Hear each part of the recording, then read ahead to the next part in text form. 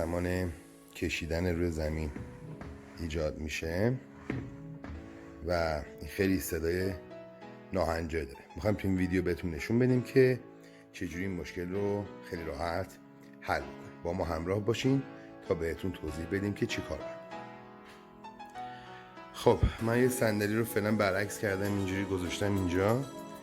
اگر این نقاط رو نگاه بکنین ببینین که چوب مستقیم روی سطح زمین کشیده میشه. برای اینکه این مشکل رو حل کنیم اول از همه از یه سنباده استفاده بکنید. من از سنباده ولفکرافت استفاده میکنم.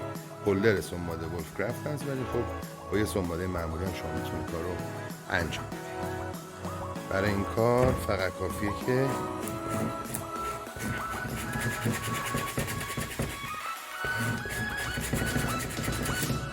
سطح اینجا رو کامل بسازید. این 4 تا رو من این کار رو خواهم کرد، بعد بهتون توضیح میدم که باید چیکار کنم. خب من این 4 قسمت رو کامل تمیز کردم مرتب. الان میشه اینها رو خیلی راحت دستمال کشید و تمیز کرد و آماده نصبش کنیم. خب بعد از اینکه اینو تمیز شد من از این در واقع پد ها استفاده کردم.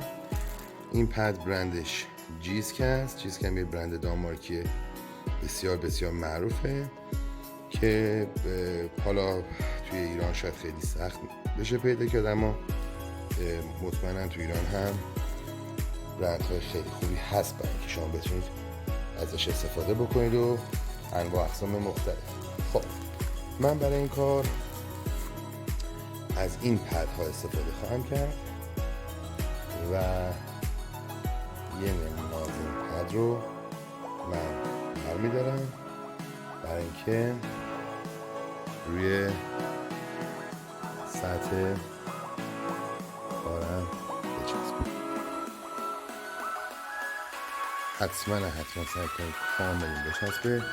زیر کارتون حتما سنباده بکشین، حتما تمیز بکنید که اون اتصال و اون در واقع چسبندگی به درستی انجام بشه. همینطور که می‌بینید. حالا من بقیه پایه ها رو بچسبونم تا همین تستش کنم. خب این هم از نحوه نصب نهایی و